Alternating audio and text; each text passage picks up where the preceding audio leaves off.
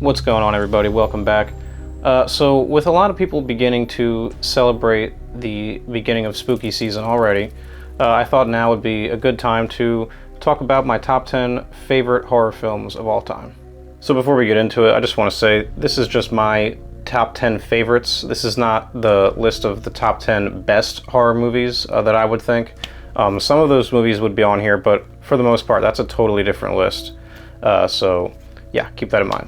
This list was actually a lot harder to make than I initially thought it would be. The top 5 are pretty rock solid, but I found that 6 through 10 is pretty flexible, and I found myself questioning sort of my criteria for including them, but I'm pretty happy with the list that I've arrived at. But if I was to do like a top 15 or top 20, there'd be some good honorable mentions in there that I would want to get in, but for this video we're just doing the top 10. Alright, so with that in mind, number 10 is Nightmare on Elm Street 2, Freddy's Revenge. This is the only physical media of this series that I own, so it's just this kind of standard Blu-ray box set. Wish we could get a new one, but maybe someday. Yeah, Nightmare 2 just is my favorite in the series. It's the scariest Freddy has ever been. I love the look of the makeup. I love Kim Myers and Mark Patton. I love their chemistry. A lot of people give this movie crap because it breaks the rules of the franchise and stuff, which I can understand. But at the time, this is only the second movie, so yeah, they kind of, lay out the rules in the first movie, but the foundation wasn't quite there to kind of solidify those in place, at least in my mind. So him, breaking the dream rules in the second movie, it doesn't really bother me. Your mileage will vary with that. For me, I just think it's awesome. I enjoy the scene for what it is, him at that pool party just slashing people up. It's good stuff. This was one of the first horror movies I ever saw as a kid, and that scene in the beginning with them on the bus was incredibly memorable to me and haunted my dreams. As well as the dog at the end that had the human sort of mask on. Really weird. I had nightmares about that for sure. Of course, there's all the sort of, homosexual subtext that was in the movie. I never got that, obviously, as a kid, none of that, all of that went over my head, so. To this day, I don't know that it would really bother anyone. I mean, I don't know, I guess those people are out there, but I enjoy it. I think it makes it for, a unique, fun movie. Alright, so number 9 is The House on Sorority Row. Not only is this one of my favorite horror movies, but I think it's one of the most underrated. It's super solid for what it is. It sort of begins as, your kind of standard slasher. You've got your cast of girls, in a lot of ways, this movie's just all final girls. There's like, 5 or 6 girls, and they kind of comprise the, the ensemble there. And then, of course, there is the one true final girl. I think she does really well. She gives a great performance. And then it kind of starts getting into like some weird psychological stuff. She starts like hallucinating towards the end. There's a creepy clown guy. It starts to get into like some weird fever dream imagery towards the end, which I really appreciate it for. It's very distinct, very memorable.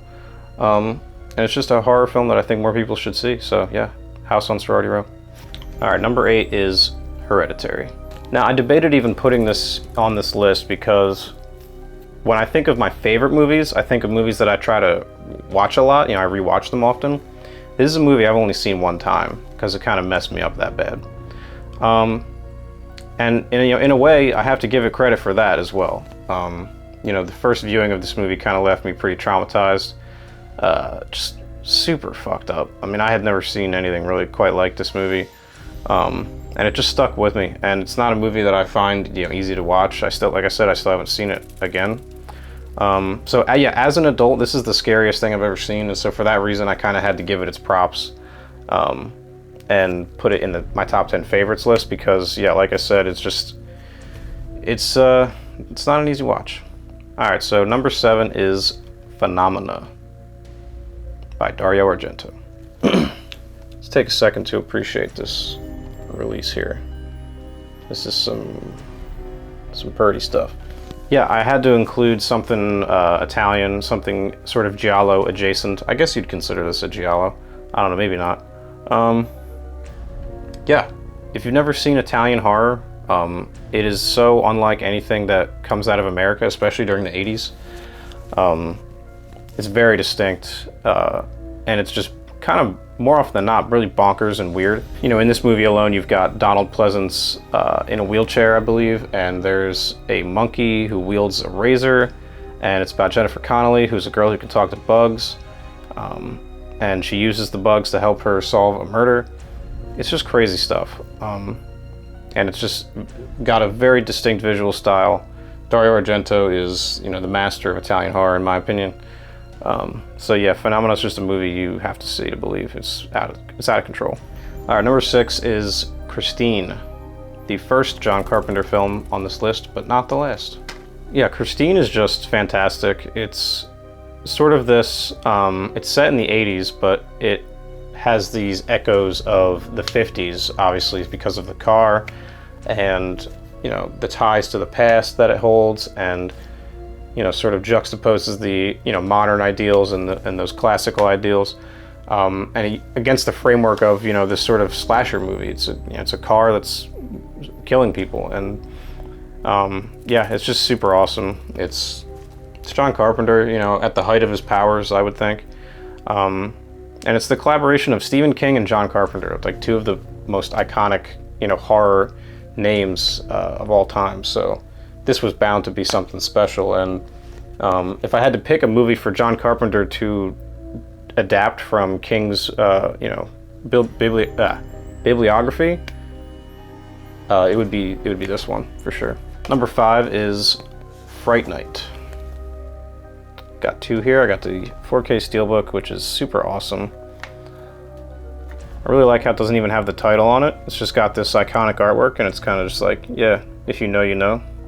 Look at that, catch the light there. And then this copy is signed by Amanda Bierce and Chris Sarandon, which is pretty cool.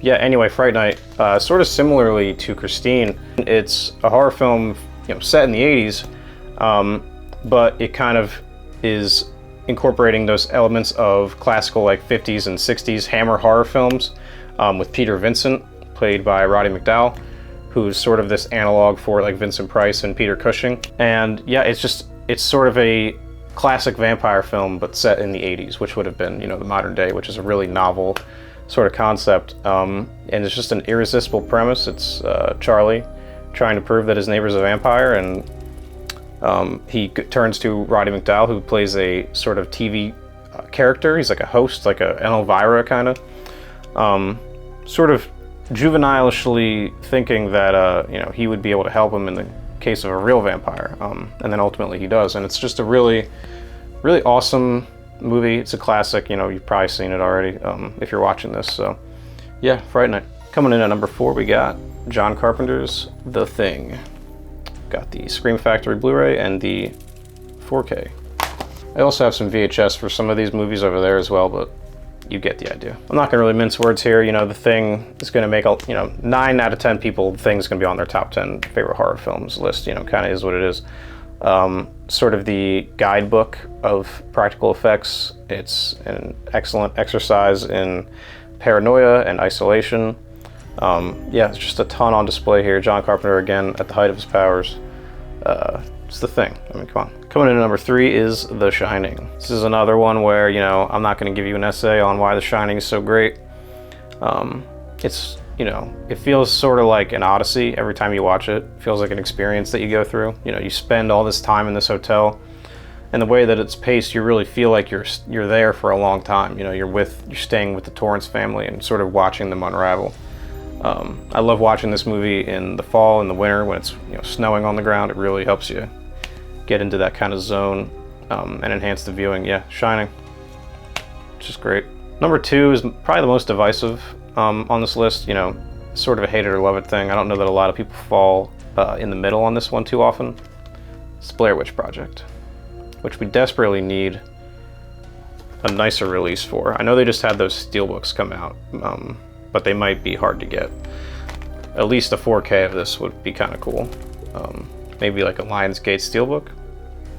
Yeah, I mean, I've kind of waxed philosophical on Blair Witch a number of times, but it's just, I love the ambiguity of it. I love the authenticity of it. That's sort of the name of the game with this movie, is authenticity. Most found footage movies, I'd say 90%, feel too overproduced. They feel too polished and sort of just not believable.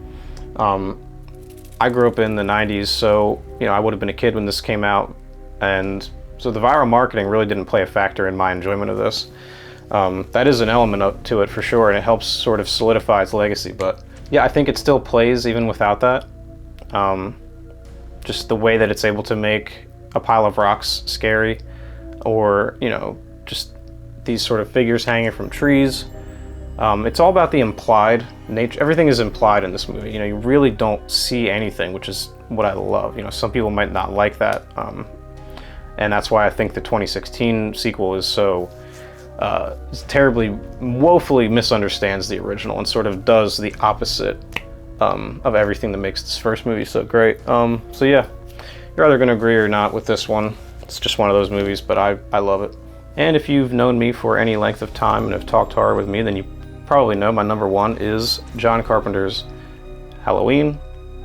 Not only is this my favorite horror film, I think it's the greatest horror film ever made, and it's definitely the horror film I own the most copies of.